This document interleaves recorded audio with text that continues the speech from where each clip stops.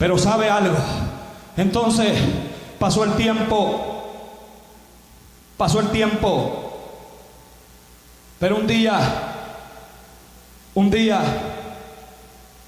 se reunieron en el cielo y hubo una reunión, la Trinidad, los arcángeles, los serafines, los querubines, y dijeron: estos tampoco dan la talla. ¿Sabe usted por qué el diablo no está bien en esta tierra?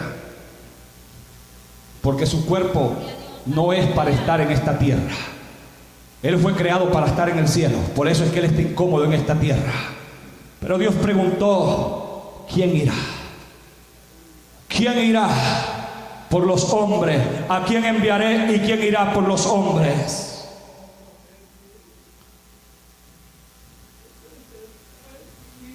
Mire esto, hermano. A veces nosotros miramos el sacrificio de Cristo como cualquier cosa. Por eso es que el apóstol Pablo, él dijo: grande es el misterio de la piedad.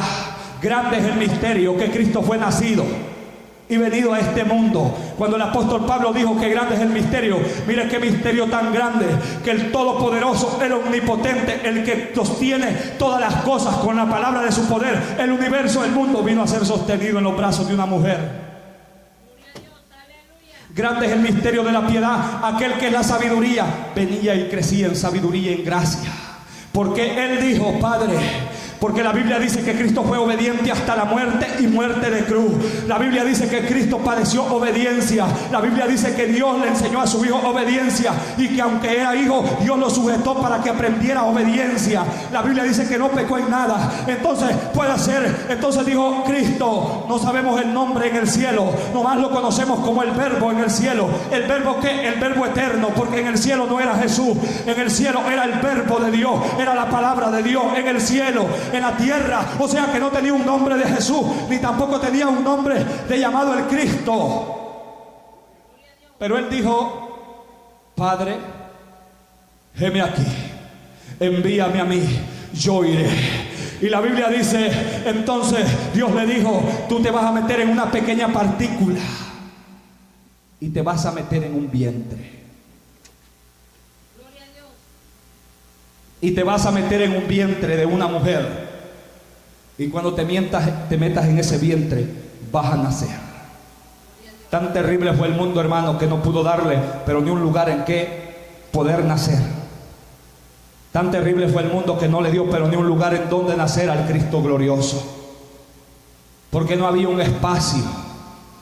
Él vino, nació, empezó a caminar entre los pecadores. Empezó a estar, porque Cristo, Él no fue un usurpador como el diablo. Cristo vino como tenía que venir, como un humano a esta tierra, porque Él vino en cuerpo, Él vino en una forma de humano para poder relacionarse con el hombre. Por eso es que Cristo, Él sabe sus debilidades, por eso es que Cristo, Él sabe sus dolores, por eso es que Cristo, Él conoce completamente sus padecimientos, porque por todo y todo Cristo sabe que la Biblia dice que Él fue tentado en todo, pero sin pecado, y que Él lleva a nosotros nuestras debilidades y nos lleva y nos presenta delante del Padre. Cristo conoce perfectamente nuestras tentaciones, nuestros dolores. No se puede, amado. Empezó a caminar entre la multitud, aquel Verbo que se hizo carne, porque Dios le había encomendado una obra. Y la obra que Dios le había encomendado era el poder rescatar a una humanidad perdida. Y Él comenzó una obra. Cristo no la dejó a medias, hermano. Hoy yo le voy a decir algo: si comenzamos este camino hay que terminarlo bien. Terminemos bien este camino, porque Cristo no lo dejó a medias. Cristo no dijo: solo me voy a morir un pie. Cristo no dijo: solo me voy a morir la mitad de mi cuerpo. Cristo se entregó completamente a la obra que Él iba a hacer. Y aunque padeció dolor, aunque estaba sufriendo, pero se entregó por completo. Terminemos bien, hermano, porque Cristo no lo dejó comenzada la obra. Cristo comenzó y también la acabó. Pero cuando estaba, hermano, cuando Él estaba en el Getsemaní, yo puedo, y ya le he predicado sobre eso, pero no le puedo describir el sufrimiento completo ni el dolor completo que padeció Cristo porque no se puede explicar, es inexplicable. El sufrimiento que Cristo padeció no se puede explicar, hermano. La Biblia dice que salían de él como gotas de sangre. Se dice, y los médicos piensan de que era porque tenía una presión tan grande, y entonces todo lo que era su cuerpo se empezó a reventar, los vasos por dentro de su cuerpo, o sea que los poros se le empezaron a reventar, y en vez de salir sudor salía sangre mezclado con agua. Y entonces porque la presión que él tenía era demasiada. Por eso es que yo quiero decirle, todo el sufrimiento no se lo puedo describir, y no se puede describir todo el sufrimiento que Cristo tuvo que padecer por terminar una obra que su Padre le había dado. Pero llega el momento en cuando Cristo se levantó de aquel lugar, tomó el madero y empezó a cargar su cruz, y empezó a cargar con un camino al Gólgota, y allá va Cristo camino al Gólgota, y iba clavado. Mire, amado, Cristo iba clavado de espinas, Cristo iba azotado, Cristo iba completamente llagado su cuerpo. No se puede describir todo el sufrimiento que Cristo padeció. No se puede describir. Allá iba Cristo, amado, con aquella cruz, arrastrándola, porque sabe algo, estaba pesada la cruz. Por eso es que cuando Cristo, yo me imagino, hermano, que Cristo se enfrentó con el diablo ahí en el Getsemaní.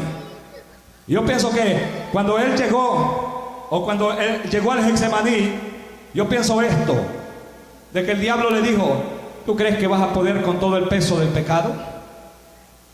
¿Tú crees que podrás? Bajo ninguna manera, no vas a poder, está grande. Pero Cristo comenzó a caminar, y cuando lo condenaron, Cristo pudo decir, cuando estaba ya a punto de morir, una palabra. Váyase a la porción bíblica que leímos, Juan 19:30. Juan 19:30. La Biblia dice: cuando Jesús hubo tomado el vinagre, dijo Jesús estas palabras. O sea, Cristo había probado, había empezado un camino, pero llegó la hora de entregar esa tarea que había que terminar. Si usted comienza bien, tiene que terminar bien. Entonces él dijo estas palabras. Oiga bien, estas palabras resonaron en el universo, estas palabras retumbaron en el infierno, porque hicieron eco en el infierno, y estas palabras rompieron la tierra, quebrantaron aquel templo, rasgaron el templo, los cielos se oscurecieron, y todo aquello se empezó a quebrar, porque surgieron una sola palabra, y la palabra que Cristo dijo es: consumado, consumado. Consumado es, que quiere decir: he acabado la obra. He consumado el problema. Se acabó. Se acabaron las profecías que hablaban del Mesías sufriente. Se acabaron las profecías que hablaban del varón de dolores experimentados. Se acabó la profecía que dice en el Salmo 2: porque se amotina la gente y los pueblos piensan cosas vanas. Se levantan los reyes de la tierra y los príncipes consultan unidos contra Jehová y contra su ungido, diciendo: rompamos sus ligaduras y echemos sobre él sus cuerdas. Pero la Biblia dice: porque se amotina la gente y los pueblos piensan cosas vanas, y los reyes se juntaron. Y aún el salmista, hablando de Cristo, él dijo que Cristo en su desesperación clamaba: ¿por qué me has desamparado? Hablando también aquel que el cual yo confiaba, alzó contra mí su calcañal y me mordió. Sabe que toda la profecía se estaba acabando, pero no era eso lo más glorioso. Para Cristo había algo más glorioso. Se había acabado también el servicio en el santuario. Se había acabado completamente lo que impedía entre la entrada al altar entre Dios y el hombre. Se había rasgado, se había acabado la muerte, se había acabado el pecado, se había acabado todo, se había acabado todo. Ahora había entrada hacia el cielo. Cristo iba a levantar completamente a un pueblo hacia él. Gloria a Dios, aleluya. Qué lindo es el Señor, hermano. Se había acabado completamente la obra que el Padre le había encomendado. Se acabó el sufrimiento, se acabó el pecado. Estaba a punto y expiró. Y habiendo inclinado la cabeza, entregó el espíritu. A los hombres la muerte los lleva, pero a Cristo la muerte no lo detiene. A los hombres la muerte se los lleva, pero la Biblia no dice que la muerte se llevó el Espíritu de Cristo. Por eso es que Cristo dijo: yo pongo mi vida de mí. Por eso dice: entregó su Espíritu.